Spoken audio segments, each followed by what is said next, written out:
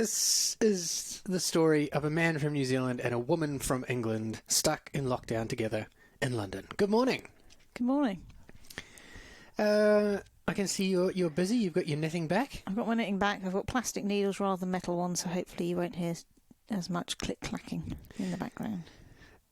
What are you working on? So I am still working on my leg warmer. So I've got one leg in plaster, and it means that I'm spending most of my time either in my nightie or in my shorts, which means that my good leg gets rather chilly. So I managed to successfully knit a leg warmer, which I finished yesterday, put it on, and it was about 8 sizes too big. So I unpicked it all, and now I'm starting again in a smaller size. I don't think that... I think I would struggle with knitting just for that one reason. Like if I were to make something and it was completely the wrong size, and then to unpick it all and start again. I think that would drive me crazy. Yeah, I know, but it's only like a day's worth of knitting. It's not like I've knitted a jumper that could house an elephant. That would be soul destroying. That's what you knitted yesterday. A trunk warmer. I am collecting a wardrobe for elephants. I have a trunk warmer, or I had a trunk warmer until I unpicked it, and I also have an elephant condom for when I shower to cover up my cast. You might need to go into a little bit more of an explanation there. It's a big rubber thing that goes over my cast so it doesn't get wet when I have a shower. And it's condom shaped. Well, yes, obviously. Yeah. I had wondered about that because it's hanging in the bathroom quite ominously. Were you feeling intimidated? I was. Like, who have you been seeing? And why are you reusing condoms? well, when they're that big, that's fucking right. cost a ton. Yeah, it just makes more sense to rinse it out and go again. Yeah.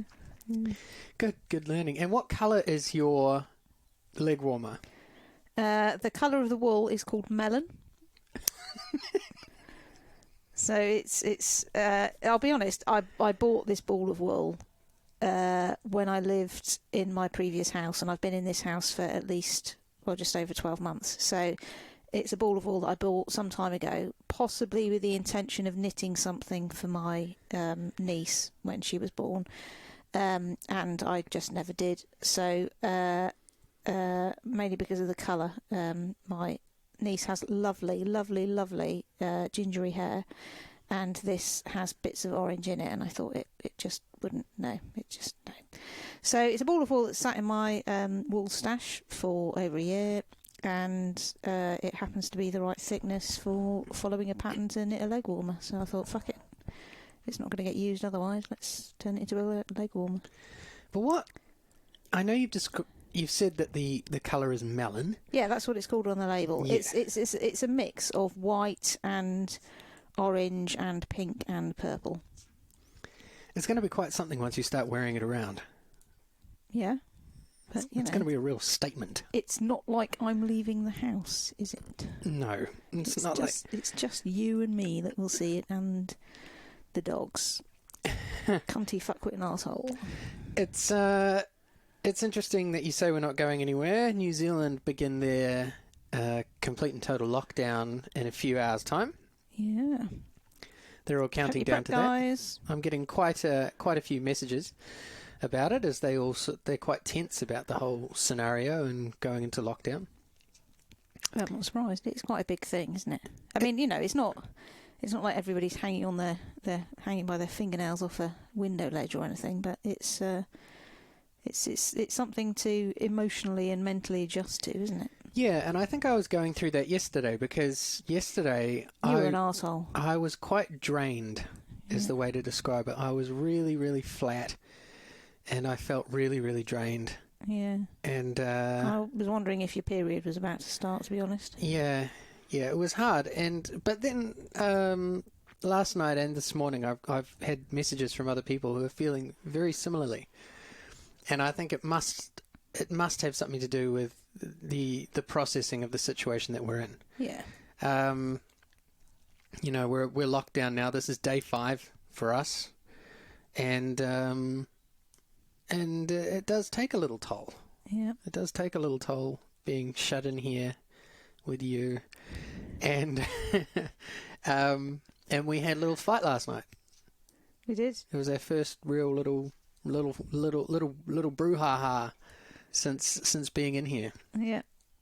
That's going to happen, isn't it? It is going to happen because it wasn't really about anything, was it?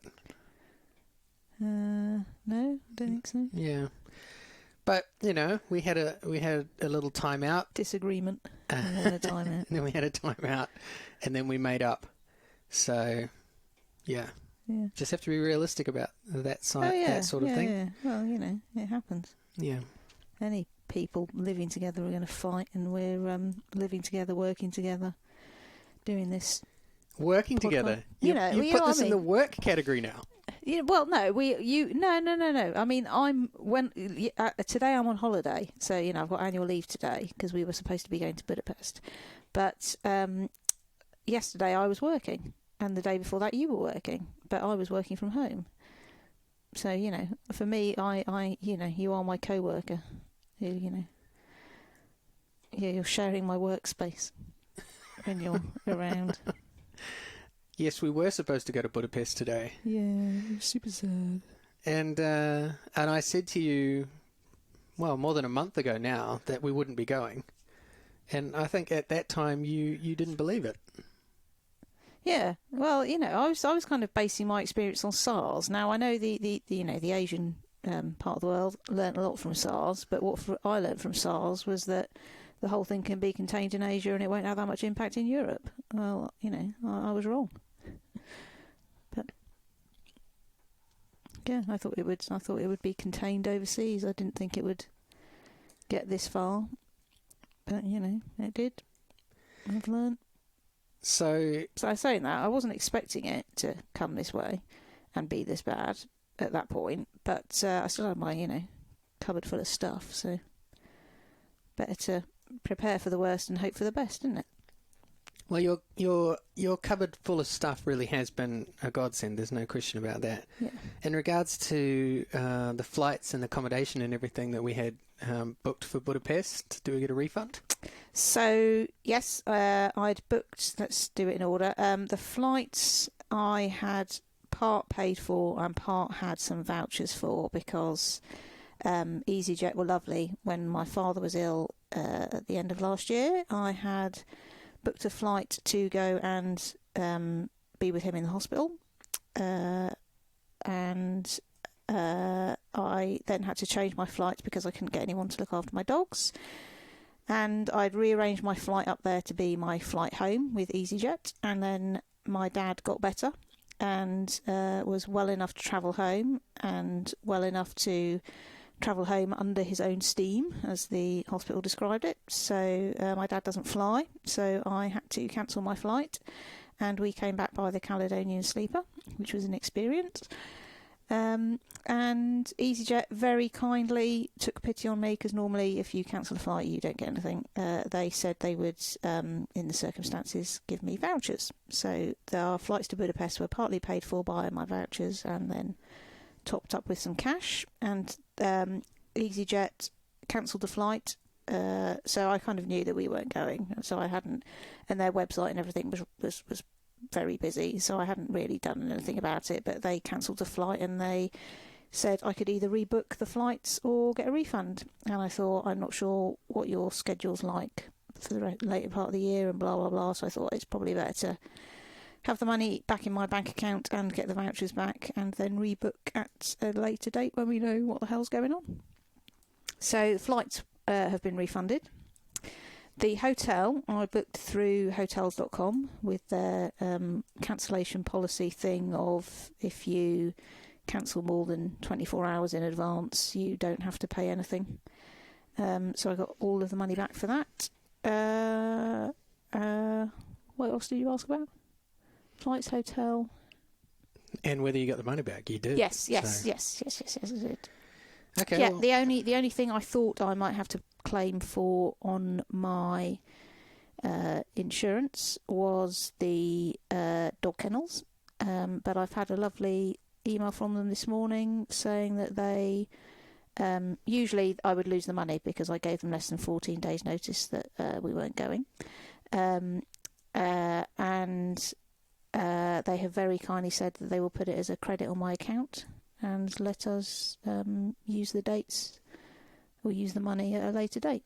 And I will, because it's a goddamn amazing kennels that the dogs go to. And I would definitely use them again. But yeah, I should be very clear that this is outside of their usual policy. Normally, if you cancel with less than 14 days' notice, you lose the lot. Good to know. Some good dog kennel info. Yeah, well, I'll probably put a link up to them on the Twitter thing at some point. So I just want people to know they have been very kind and very fortunate. It's very outside of their usual policies. Okay, if you're interested in that, our Twitter handle is SIHWI. It is. And, you can communicate with us through there if you like. Send us a message or a complaint. Let us know what your demographic is. We discussed, I think, the day before yesterday that we're kind of aiming, or we're not aiming. We think our demographic is going to be old women who don't mind a bit of swearing. So let us know if you're in that camp. Well, the other thing we decided about our demographic was that they were exactly the kind of people who would never find or use a podcast. That's true. Although, people are pushing the boundaries. More and more digital. More and more people are doing online shopping than ever before. People are giving it a go that, swore blind they never would. Yes, speaking of which, my mum, if you've been listening in previous episodes, I ordered my mum some food the other week, and it was quite a stressful process to have to go through. But I did manage to order her some food. Now, when I first ordered the food online, and there was a lot of stuff that was unavailable, the total came to 212 New Zealand dollars. Yeah. And by the time you checked it out, it had dropped. It had dropped quite considerably to 172 New Zealand dollars. So it had gone down by 40 New Zealand dollars. Yeah. Now, New Zealand go into lockdown tonight, and Mum's delivery is due tomorrow. And one of the things that I'm hearing back consistently from New Zealand is that people can't get the groceries that they ordered, and that their deliveries are nowhere near what they actually ordered. So I guess my fear in all of this, because Mum wasn't able to get anything where she lives, is that when it arrives, it'll be a shadow of what I originally ordered, which is a real concern, because New Zealand are going into lockdown now for 4 weeks. Yeah, and what's the kind of, when you say lockdown, how is that defined? Are they allowed to go out to top up food shopping and pick up prescriptions and so on, or is it?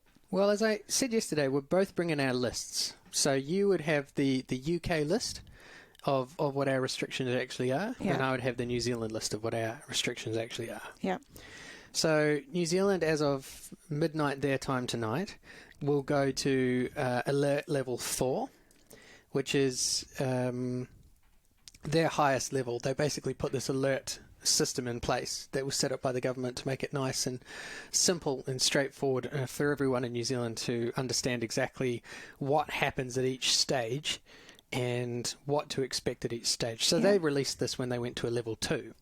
So everybody knew what each of the levels would mean, which is a great way to communicate it. Yeah. Imagine if the UK had a way of communicating. That wasn't Boris. Well, see, the UK communication has been absolutely lambasted overseas for being so wishy-washy. Yeah.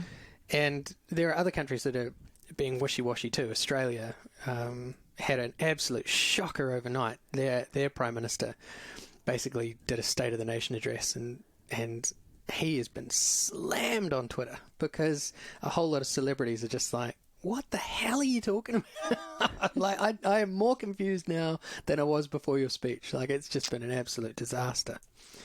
So I feel for Australia at the moment because their case numbers are skyrocketing. Yeah. And they have been asked to stay inside, but unfortunately a lot of people aren't.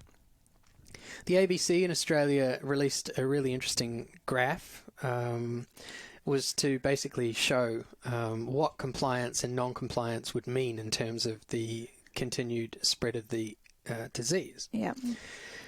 And so the graph's pretty straightforward. You can look it up online very easily. But if there's 90% compliance with the shutdown and the limitations placed on people, then within 100 days, or actually after 50 days, it starts to fall away, and then after 100 days, the level of infection has really fallen away. So 100 days of compliance with social isolating. This is 90% compliance. Okay. So, and then if 80% of the population comply, it's a similar curve. It's a little bit slower to fall away, and it doesn't fall away quite as much, but it still falls away. But at 70% compliance, it doesn't fall away at all. Jesus. And I think that's something people will need to get their heads around. Yeah. Because I mean, I don't think people will stick to it for 100 days. That's the thing. They need to. Well, it's gonna be really, really, really, really, really tough. And one of the issues they've got in Australia is that a lot more people are infected, and that means that it's going to go on for a lot longer. The great hope in New Zealand is, basically New Zealand's only got 200 infections and hasn't had any deaths yet. So if in the next month they can actually lock it down. Okay, yeah, I didn't realise they were stop the spread, then behind us on the timeline. Yeah, so perhaps after 4 or even 6 weeks in New Zealand, they'll know exactly who has it, who's had it, and be able to contain it completely in a way that means that New Zealanders can go back to living a semi-normal existence. Yeah. At which point you and I will move there. And I'll have to be the one that takes you in. And you'll be able to cash in your kennel. Cash in your kennel credits. I don't know if that will be a decision that actually comes in the future. Like if we get to a point here in Britain where this is just dragged on for so long and the mental toll becomes so great, and they open up some of the transit countries, and the option comes to actually go back to New Zealand for a period of time to sort of live that semi-normal existence, even if it means going into quarantine for 2 weeks when you arrive. I mean, just the relief of getting out, I think, will be quite substantial. But that that's a decision to be made in the future. And, money is going to play into that discussion and decision-making process as well. Yeah. Because, depending on how long we're in this lockdown process and how little money is coming in, future decisions might very much be made for us. Any news on the support for self-employed people? In the UK? Yeah. No, not as yet. It still remains a bit of a shafting, which is unfortunate. A lot of guilds and unions have been lobbying the government to try and get some support for us. Yeah. There's been a lot of misinformation online around how we pay taxes and national insurance. A lot of people believe that because we're freelance, we don't pay any tax or national insurance. And I'm just like, what the hell are you talking about? Like, where have you heard this? We pay the exact same tax and national insurance that you do, except we get fewer of the benefits, Yeah. So it's what the hell? where do these rumors actually start, and how they permeate? It just breaks my brain, man. So hopefully the government is going to come through for us. Hard to gauge at this stage, because a lot of the rumours had circulated that they would announce something on Tuesday night, which was yesterday our time, and nothing. So anyway, back to the restraints that exist for New Zealanders and will do for the next 4 weeks. They are at alert level 4, which is called Eliminate. People have to stay at home. Educational facilities are all closed. All non-essential businesses are closed. Rationing of supplies and requisitioning of facilities are in place. Severe travel restrictions. Major reprioritisation of healthcare services. So Air New Zealand has cut 95% of its flights. People are not to leave their house. I think you can go out once a day for a little bit of exercise. Yeah, like you can here. Yeah. But you're not to do things like go to the beach. That's not an option. Don't do that. In terms of rationing of supplies and requisition of facilities, several places in New Zealand are being set aside for testing and potential quarantine of incoming Kiwis. So the New Zealanders who have been able to get back to New Zealand. So they're going to stick them in hotels or camper vans, because obviously the camper vans aren't being used. There's no tourists. Yeah.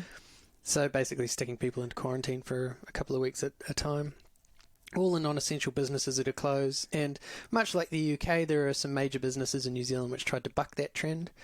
There's a major sort of wholesale chain called The Warehouse in New Zealand. And they sell everything. Absolutely everything. Food? They do sell food now, but it doesn't... It's not much in the way... It's not much in the way of food. Yeah. But they do sell that sort of stuff. But they would sell a lot of toilet paper, a lot of cleaning products, all those sorts of things. Yeah. You know, if you want a plastic bucket in New Zealand, generally speaking, you go to The Warehouse. That's what you do. The Big Red Shed, in local colloquialism. But they tried to stay open, and they've basically been told, what the fuck? Yeah. Shut the door. Yeah. What are you doing? Yeah. This is ridiculous. So they will close now. In the UK, Sports Direct, as we mentioned, tried to stay open. Yeah. Which is quite hilarious because they just sell shoes and bags and sweatshirts. Yeah. Well, hardly even any sportswear. Like, just, you know, it's we would have a similar place in New Zealand called Rebel Sport, and it's mostly clothes. Yeah. You know, that's what they sell. So they tried to stay open, and pressure's come on them to shut. So I think they have now. People to stay at home. It's going to be really, really difficult for New Zealanders to stay home. I think they're really, really going to struggle with that. There's a lot of wide open spaces in New Zealand. A lot of people are used to just going outside. A lot of people are used to going outside alone. Yeah. You know, we have a term called going bush, which, you know, can refer to going up into the woods, but it can also sort of mean getting in your car and just going into the countryside, you know. So, you know, the New Zealand government does not want people just driving around on their own, being a nosy narker, just, you know, rubbernecking and having a geeze at everything that's going on around them. They don't want that. They want you to just stay home. And a bit of advice from the UK, please stay home. Don't flout the rules. Don't go out. Don't visit your mates. You know, don't have little house parties. There was a just stay home. There was a barbecue yesterday in, I think, Wolverhampton, somewhere in the Midlands anyway, that the police went in and shut down. I mean, those arseholes, not the police, the people having the barbecue. What bit of, you know, self-isolate, stay at home do you not understand? Well, there are an awful lot of people who just aren't getting the message or don't care. You know, that's how it is. New Zealand, much like we did yesterday, received a text. Did you get the text? I did get the text. Well, that's good. A couple of people I know didn't get the text, and they were quite upset about it. It's only because the government have my mobile phone number from me doing my tax self-assessment, and I imagine that's how they have your telephone number as well. But if you've never had contact with the government, they wouldn't have your phone number to be able to text you. Okay. Well, this is the message that they were getting in New Zealand. It was quite a lot longer than the one we got. The one we got was really, really short. Yeah, but it pointed you to the website where there's more information. Oh, yeah, the website that's constantly crashed. So the message that we got in the UK was, new rules in force now. You must stay at home. More info and exemptions at this website, gov.uk/coronavirus. Stay at home, protect the NHS and save lives. That's what that one said. The New Zealand one is a little bit more of a novel. Goes like this. National Emergency Management Agency alert. From 11:59pm tonight, the whole of New Zealand moves to COVID-19 alert level 4. This message is for all of New Zealand. We are depending on you. Follow the rules and stay home. Act as if you have COVID-19. This will save lives. Remember, where you stay tonight is where you must stay from now on. You must only be in physical contact with those you are living with. It is likely level 4 measures will stay in place for a number of weeks. Let's all do our bit to unite against COVID-19. Kia kaha. Which means stay strong. Oh. So, What's interesting about where you stay tonight is where you have to stay. Because one of the things that's caused some anxiety here is for people who co-parent with a partner that's not, or sorry, they co-parent with somebody who's not resident with them. So children spend a few days with mum and a few days with dad, or a few days with mum and a few days with mum, or however it works out. Are the children allowed to move between? And Michael Gove has come out and said yes, they can, provided that the house that they're coming from is COVID free and the house that they're going to is COVID free. Otherwise, the usual 14 days of extremely strong self-isolation remain in force. Is that coming up in New Zealand, or is it not something that's on your social radar? it hasn't come up for me, but something that has come up, which I'm quite concerned about, is my grandfather. Yeah. Because So he is blind, Yeah. and my mother has gone home to her house after being up there for several weeks. And my uncle went to stay there with him. Yeah. But then my uncle has had his kids come home, his adult children, and he's gone home tonight to be at home, which means that he's no longer staying with my 88-year-old blind grandfather, who's now on his own, having just lost his wife of 60-something years. And I'm really upset about it. Was the intention was that always the plan, that your uncle would go home, or was the? I don't know what the plan was, but it's gutting. Yeah. Because now he's going to be on his own. Okay. Well, you need to be ringing him. My cousins and my auntie, they all would have been in place, and I can understand my uncle wanting to be with them or help them, but holy shit. Like, someone needs to be with my grandfather. And, from what I'm hearing, it should have been him at this stage, so that my mum could take a break and go home and get herself sorted out. It's a bugger of a thing. Okay. Well, while we're in that window of it's a reasonable time there, it's a reasonable time here, you should call him. No, he would definitely be in bed by now, I would think. Okay.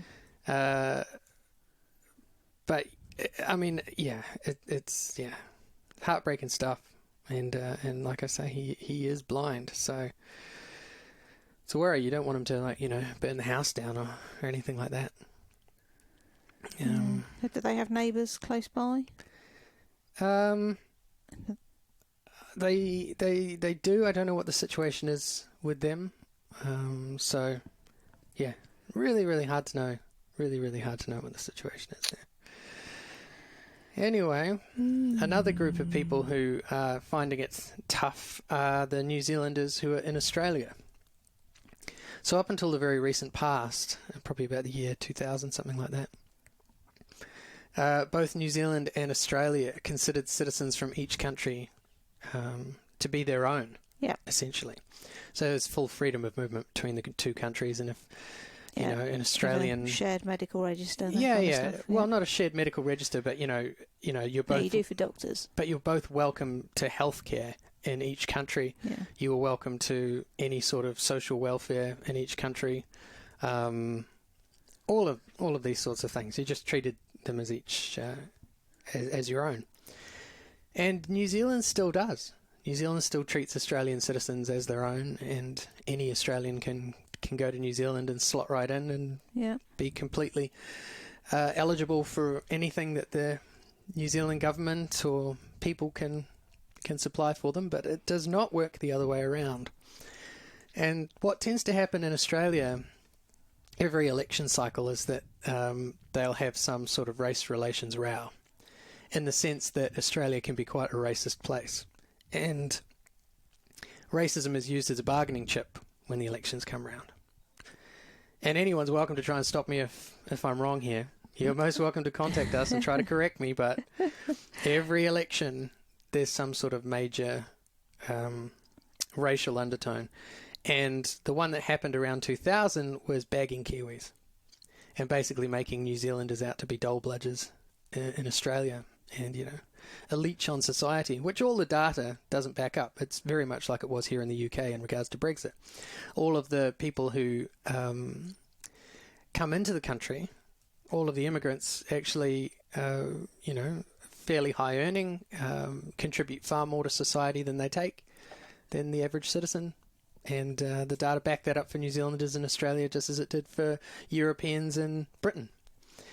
But New Zealanders were a scapegoat at that time for the government to win an election, and so they took a lot of rights away from New Zealanders. And there are a lot of New Zealanders in Australia, well over 500,000, Crikey. who still hold New Zealand passports. But they are no longer eligible for social welfare. They have no support whatsoever, so if they're not working, they're stuffed. And that's a lot of people. Yeah. And it's an awful lot of people. Because in Australia you've got, 20-something million people living there. Over 500,000 of them are Kiwis. And that's a huge proportion of the population who don't have access to any government assistance whatsoever. And they're getting shafted through this entire process and through this crisis. Absolutely shafted. So the New Zealand Prime Minister has contacted the Australian one and asked, can we please put a hold on this policy? I've warned you about coughing. That's my one cough of the day, chaps. And contacted the Australian Prime Minister and said, can we please put a hold on this policy, just during this crisis, at least, so that these people can get help. And at the moment, there's been no response from Australia. So that's a lot of people who are going to be struggling, and I really feel for them. Yeah, that's sad. Sad. Well, it's hard to know what they're going to do. Yeah. Because a lot of them have built their lives in Australia. Yeah, if they've been there and been settled for a long time. For a long, long time. Yeah. Well, one of the things the Australian government's been doing for the last while is deporting people who have, who were born in New Zealand. So there were a whole bunch of people who become criminals in Australia. People who were born in New Zealand moved to Australia when they were 1. Or even people who were born in the Cook Islands. So in Rarotonga, never even been to New Zealand. But, hold New Zealand citizenship and have fallen into crime in Australia. Australia's just deporting them back to New Zealand, where they have no social networks, no families, no nothing. Well, they get less of my sympathy because they've committed crimes. Yeah, but they became criminals in Australia. They've lived in Australia for, 40 years, 50 years, longer in some cases. And Australia's just like, well, see it, dump them back in New Zealand. These people don't... Sounds a bit windrushy to me. Well, these people don't identify as New Zealanders in any way, shape or form because they've completely grown up in Australia. Yeah. And when they get back to New Zealand, they have nothing. They have no contacts. They have no family. There's just nothing for them. Yeah. The only real option that they have in terms of trying to build a unit around them is probably to join a local gang and continue in a life of crime. It's horrible. Yeah.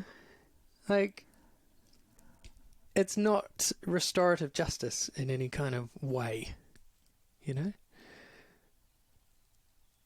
focusing a bit hard on your knitting. Yeah, I know nothing about this topic that you're wittering on about. No, so. but you can have an opinion. Yeah, I don't know enough about. I'm not going to form an opinion based on what you've told me in the last 5 minutes. I just want to go away and research it and think about it. Well, that's fair. I think that's an absolutely fair way to do it. And anyone out there listening today is most welcome to do the same thing. Research it. And if you've got an issue with anything that we're saying, you can contact us on Twitter. In fact, I can't wait until more than 2 people are listening to this. and someone starts taking real umbrage with anything that we've said, taking us down a peg or two. We were supposed to be doing a whole bunch of fact-checking. Did we get on with any of that? No, because I didn't re-listen to the, not yesterday's, but the day before's podcast. Because, better things to do. So, you tell me. You were the one who was not working yesterday. Did you re-listen to all to our previous podcasts and make a note of what needs to be checked? I did try to give it a re-listen. I fell asleep. All right, well, there you go. Yeah, that was naptastic. But I was, like I say, I was quite drained yesterday. I was really, really struggling to keep it together through the afternoon, especially. I was low. But you are doing quite a bit of knitting today. You may have to put your knitting down and pay attention. I haven't done any fact checking. Shall we move on to looking at the numbers? I'm just or saying, doing the movie review. My mouth is getting dry from doing all of the talking while you sit there knitting. So today's Bobby bonus numbers. Perhaps we should use these to pick lottery numbers. Well, a lot of the lotto's shutting down. I think lotto's shutting down in New Zealand. Is it? Yeah. I suppose people... Well, can you buy tickets online there? You can here. I don't know if that's the case in New Zealand. Gambling's a lot stricter in New Zealand than it is in the UK.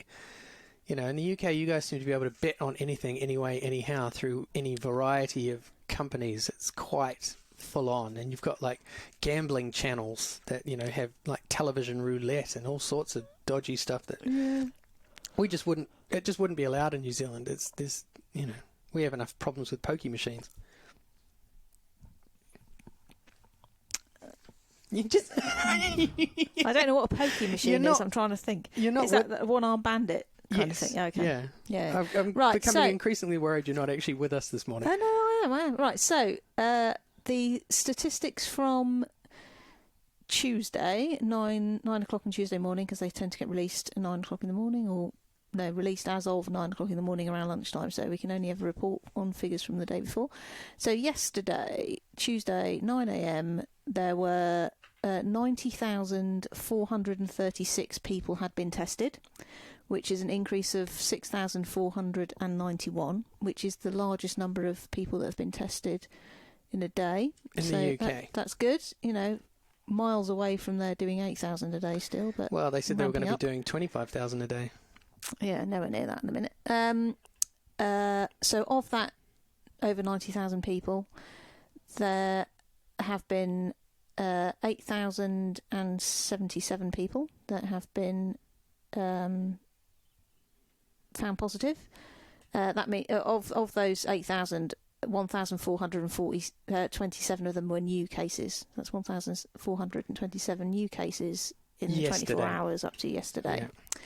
Yeah. That compares to 967 the day before, 665 the day before that, 1,000 the day before that. So I think the impact of the weekend has an effect, and the decisions about who they're going to test and where and when and so on.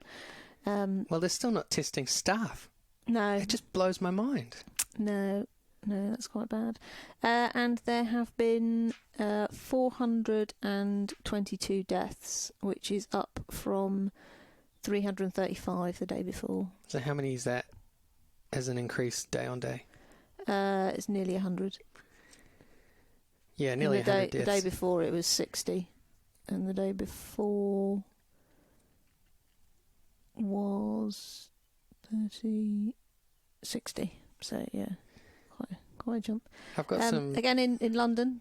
London specific numbers. The day before's number was 2,433. We're now up to 2,872, which is an increase of 439. Yeah, it's not particularly good. London is particularly bad. Do you want the New Zealand numbers? Well, as I understand it, in New Zealand we have about 200 infections. Yep. And 0 deaths. Yep. So there are 189 confirmed cases listed on the case list, but they're saying 205 confirmed and probable. So there are 16 people waiting for their test results. Yeah. And one of the things that Kiwis especially need to understand about those numbers is that they explode. Yeah. They yeah, just explode. It's like a slow out of burn nowhere. and then Boom, and it just Yeah. goes. It's like a house fire. Like a little corner of the house is burning, and you're like, oh no! And then all of a sudden the entire house is on fire. It's just... No, I think it's more like a peat bog fire. So, it's... A what? So the UK does not suffer from wildfires in any way, shape or form, as the States and Australia do.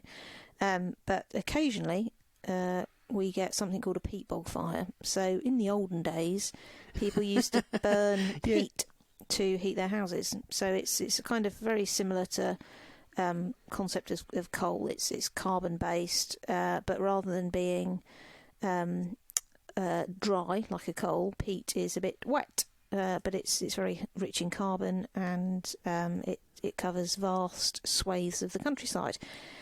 And it means that if somebody has a bonfire or a campfire on the ground and that it's not extinguished properly, the fact that it's lit can travel underground through the peat and then pop up somewhere else. And Okay. I know this from going scout camping, where we didn't have fires on the floor. We used barbecues, and the reason that we used the barbecues and didn't have a campfire sing-song type thing was because of the risk of a peat bog fire. Right. Go on, talk about cinematography for a bit. I just can't... No, I can't picture peat in my mind. I'm going to have to look it up. I just don't know what it is. It's boggy. Yeah. It's like soil. It's like dirt. Yeah. Yeah, but you can... I kind of feel It's like... kind of a bit clayey. Of the two analogies, yeah. for anyone listening, of the two analogies that we just used, a house fire and a peat bog fire, I think people will be able to latch on to the house fire concept a little bit more easier than the peat bog fire. We don't know, we can't. We don't even know what peat is. No, but... And you're talking about it travelling underground and popping up in other places. And Yeah, no, I don't... No. Okay. Well, to me, any kind of house fire is going to be quite traumatic, whether it's, a foot square or 20 foot square. It's still dramatic. So I don't think you can have a small house fire and then suddenly have it go woof, and it's suddenly more of a thing than the little one in the corner. This is exactly the analogy we're talking about, though. A small number of people dying versus a huge number of people dying. It's still tragic both ways. Okay. Goodness me. Speaking of more tragedy, before I get on Google and try to figure out what a peat bog is, Spain has had some terrible numbers coming through now. Yep. In fact, do you want to get back to me with the Italian numbers? I'd like to know what's happening in Italy, because they're being absolutely smashed. So... Oh, you want me to look them up now? Would be nice. Just put your knitting down for 1 second. Sorry, I thought you meant come back and tell you tomorrow. No, I'm going to talk about the Spain numbers. So Spain has jumped by 514 deaths in a single day, which is just so horrible. So now 2,696 people have died in Spain. About 40,000 people are infected in Spain. And about 5,400 of those infections are healthcare workers. So Spain is the worst affected country after Italy. And what's more crazy is that Spain now has more infected healthcare workers than there are ventilators. Like... It's just crazy. Just crazy. Yeah. Okay. So you want the Italian numbers? I am curious to know how Italy is going, because they're suffering so hard. So I'm reading this from AlJazeera.com, because it's the first thing that came up in my feed when I googled Italy Italy COVID numbers. It says the death toll in Italy rose.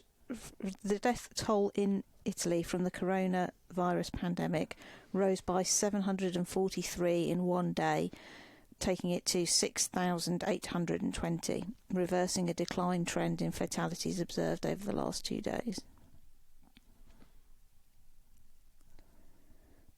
It says about India going into lockdown. That's 1.3 billion people will go under total lockdown from midnight on Tuesday for 21 days.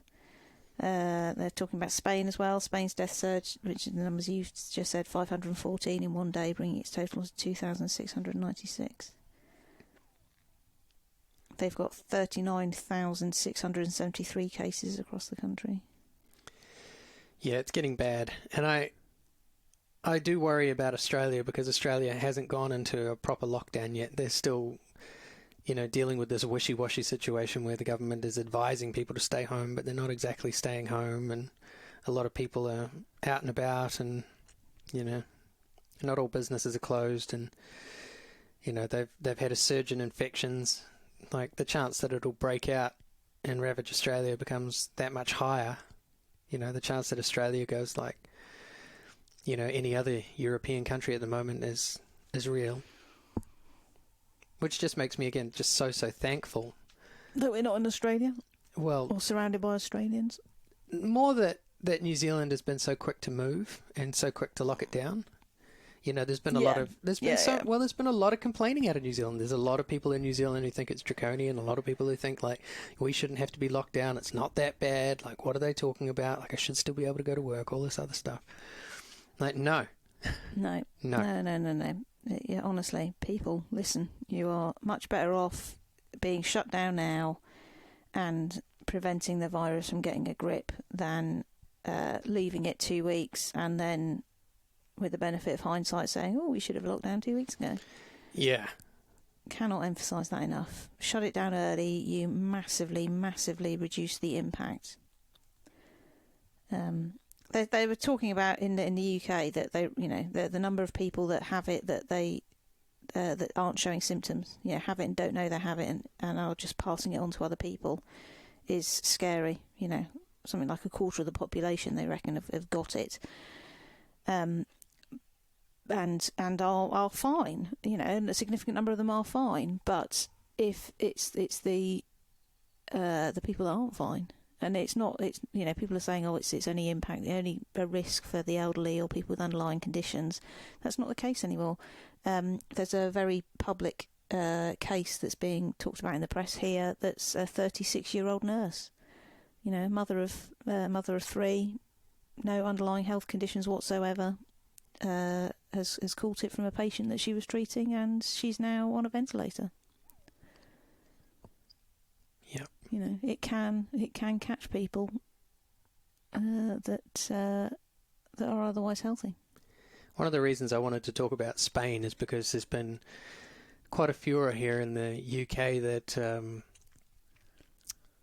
there isn't proper protective equipment. Yeah, personal protective equipment, PPE. So you would have heard that bandied around. But, the lack of protective equipment for medical staff in the UK is of serious concern. Yeah, not just medical staff, doctors, dentists, ophthalmologists, optometrists. Everyone. Yeah. And it's a major problem, which I think the government have tried to work around and try to say is okay. But what they actually did was lower the level of expectation of filtering or whatever it was on the face masks. So they changed it so that you could use a lower quality face mask. Yeah, like it's no good. It's no good. I mean, it's hopeless, man. What we've read about is that the coronavirus can live on fabrics for 6 to 8 hours, and doctors are spending 12-hour shifts in the same blue scrubs because they cannot change their uniform frequently enough. They might see a patient who is coughing and might have the virus, and there is not something that they can put on in place of what's just been coughed over by a patient.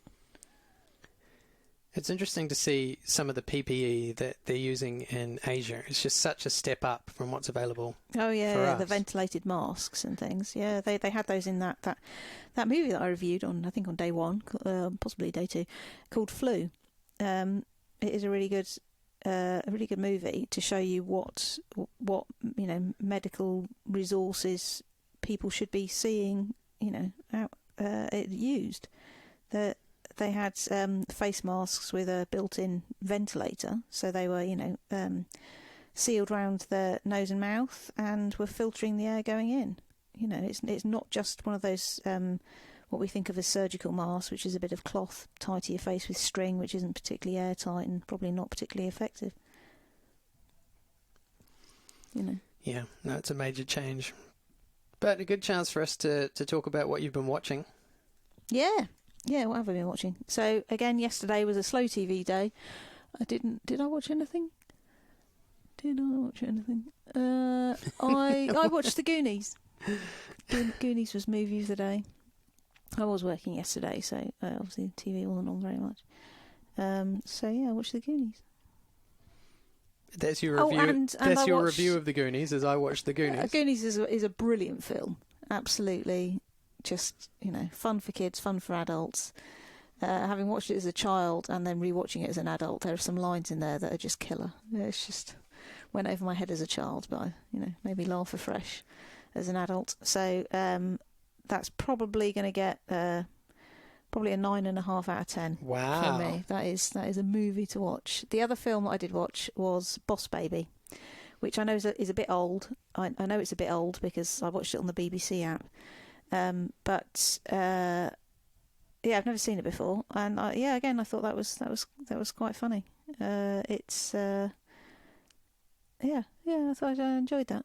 I think it's a DreamWorks film, so is that the same team that did? Oh no, it's Pixar that did Toy Story, wasn't it? Yeah, DreamWorks film. I thought that was good. I would watch that again, maybe. Yeah, 6 probably for that one. Maybe watch it again. So you're recommending that to people out there? Yeah. It's good. It's good. It's an interesting story, an interesting kind of concept, and just a nice family cartoony type film. Did you watch any other films? No. Yesterday was a work day. Well, while we were having our timeouts yesterday, I watched The Thin Blue Line. Yeah. Which I think you'd just been watching, so it was just the first thing that came up and I hit play. Thin Blue Line was written by Ben Elton and had Rowan Atkinson in it. Yeah. It's an old BBC production, I think, from quite a long time ago. Yeah, based in a police station, and certainly there were a lot of elements of it that sort of showed its age. Yeah. But it was pretty mindless, which was good. I could just have it on in the background, just noise to accompany my thoughts as I sat alone. Thought about what you did. What I did? Don't you fire up. Go two ways. I did some, technical preening in the background. So now, this podcast is available on YouTube, like it is on Spotify or Podbean or various other places. Yep. So done all that, and quite interesting looking at the viewing figures coming back from YouTube. Yeah. Because they have really shot away. I've been genuinely surprised. What, we've got 2? No, it is all the way up. Now, you waiting for this? Yeah. Because these numbers shocked me. Okay. Each of those episodes, they're all on YouTube now. Yeah. Each of them has now had 1 listen. Do you think it's the same person? Couldn't sleep last night and watched them all the way through. What do they see? When we put it up on YouTube, what do they, because YouTube is usually a visual thing. So what can they see while they listen? Well, a lot of people listen to music and things like that on YouTube. They just chuck it on in the background and, let it play. Okay. But there's nothing for them to see. It's just a still image. Okay. But yeah, it's there. I'm just trying to find things to fill my day. Yeah. And you should learn to knit. I don't want to. I don't want to be as distracted as you are. Every time I'm not distracted. Every time you pick up your knitting today, you stop talking. And when you've got something serious to say, and I'm sure you've noticed this, you put your knitting down and fold your arms. So I know when you're focusing and I know when you're paying attention. I know when you're engaging. They're two very different things. Yeah, I don't have a lot to say about the geopolitical history of Australia because it's not something that I know about. Well, you find something that we can have a conversation about, then I'll converse. Well, perhaps tomorrow, you could come back and have researched the geopolitical history of Jesus, I'm supposed to be on holiday. You're supposed to be in Budapest and you're not. Yeah, exactly. So, I should be doing fun stuff, not fucking working. Well, what was the thing you were looking forward to the most in Budapest? There were two things that I was really looking forward to. One was going to be a surprise for you, and the other was the Children's Railway. Right. So we'll just recreate that around the house. What, by importing some children and making them work? In a railway of our own design. Yeah, we should make the dogs into a railway. What does that mean? Tying the 3 dogs together? Turning them into a little dog train? Yeah. That. Maybe we should get one of those... I should hitch them up, one in front of the other, and make them pull me in my mobility scooter. Well, you still can't get your mobility scooter out because the car's still parked across the path. I know. I might have to do something about that. I still have letters to post. I was thinking though, in regards to YouTube and to this video element of our podcast, is that what we could do is you just bought those 3 little security cameras. Yep. And they run on the Wi-Fi. Yep. And they can run off a battery. Can they? Well, yeah, you can just plug a USB battery into them and they can just run off that. Yeah. So what we could do while we do the podcast is rig one each to the dogs and have a little dog head cam on the dogs. Putting a head cam on my dog. No, all 3 dogs. I wouldn't leave a dog out. And we just rig all 3 dogs up with one of these little Wi-Fi head cams. You know what would happen? What? They'd get chewed. And that would be 3 lots of 25 quid down the drain. Well, they don't necessarily have to get chewed. We could monitor the video and know when they manage to get the cameras off themselves. Or they might love it. They might be like, sweet, a new hat. And just, Yeah, no. No, we can set one up to record what they're doing in the lounge while they're down there and we're up here recording, but I'm not leaving it anywhere within their reach. I'm just saying that our listenership would go up, would surge, would absolutely surge if we just mounted cameras on the animals. Yeah, and I'm saying it's not happening. All right. I just want you to know. You can get GoPros for dogs. If you want to do that, that's fine. I don't want to spend more money. Exactly. What you're thinking of doing is wasting mine by having 3 perfectly good cameras chewed to bits by dogs. I'm the one who suggested you get those cameras. Yeah. I was the one who found them for such a cheap price. Yeah. So, I'll happily replace one of those cameras if it gets chewed. Well, I'd rather you bought a GoPro. Well, that GoPros are clips a onto lot the dog. more expensive. Well, find a cheaper alternative. I have. They're downstairs. But they're not designed to be mounted to a collar, are they? Oh, but that's a good day. It's a good way to kill a day.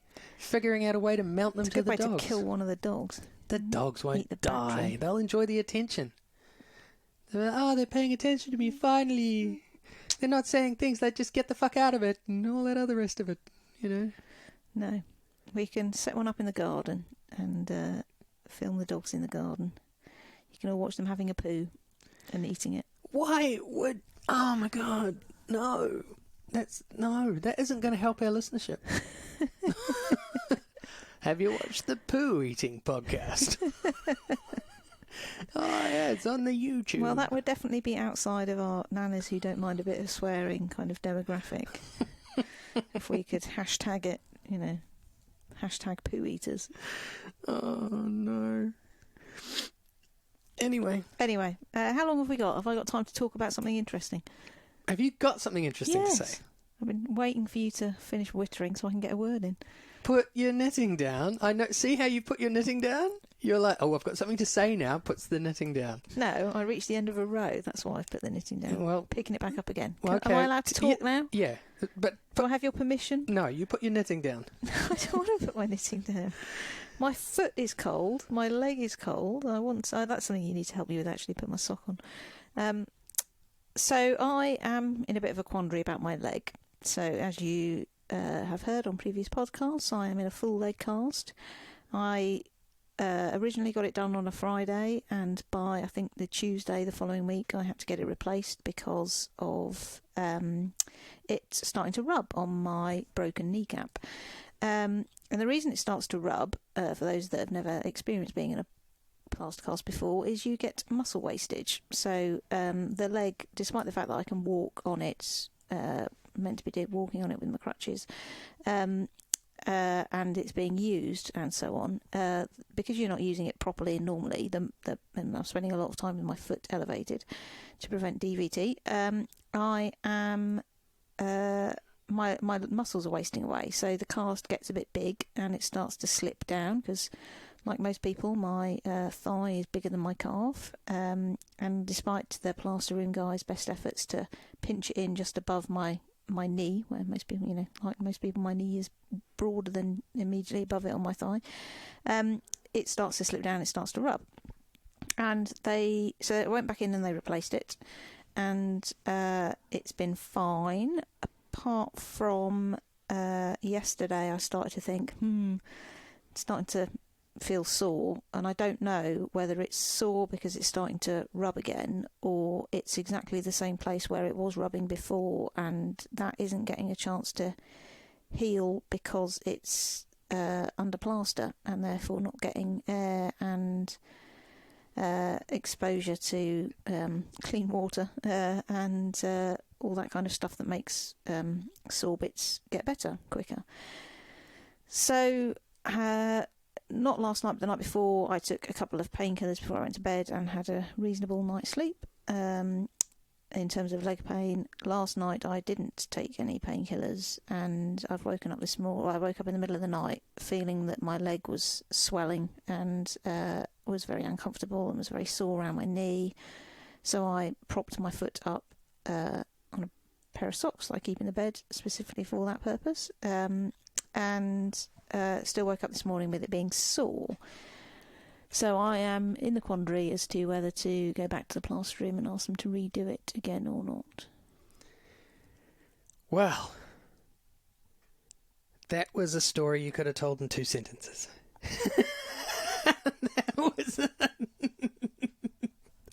That was much like your one about Australia being racist. That was a doily rotator if I've ever heard one. It was filling in the background as to why my plaster cast is slipping.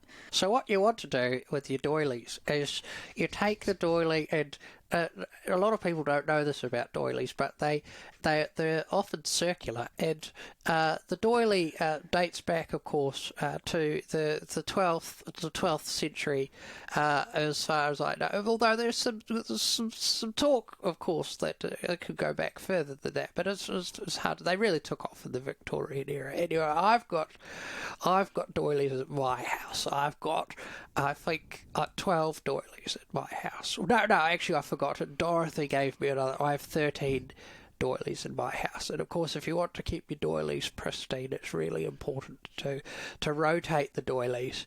Always rotate the doilies clockwise, never counterclockwise. You'll never keep your doilies clean if you don't. You have to rotate them in a clock. Hang on, I have to check my notes. It's clockwise. Always rotate your doilies in a clockwise direction, otherwise you won't be able to keep them clean. Now, you must measure the circumference of the doily before you can rotate it, because you need to measure that against the face on the clock. So, for example, if you're going to rotate the doilies on the 4th of April, what you need to do is measure that against the time that's been You have to. Well, you'd have to go back to the 12th century. So you have to find the calendar for the 12th century and find out what the time was at the same time that you're trying to rotate the doilies on the 4th of April, so that you know the exact degree that's required to rotate the doily at that time.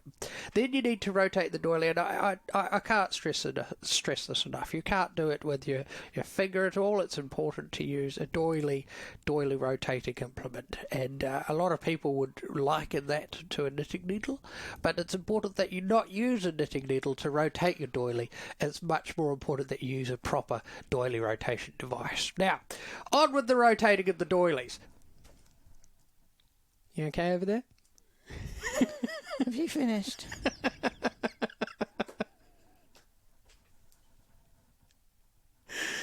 I feel for you. I feel for your leg and the pain that you're in and the discomfort and the muscle wastage and the way that you fist your cast several times a day, which is quite a hilarious position to find you in, actually, from time to time with your hand right down your cast.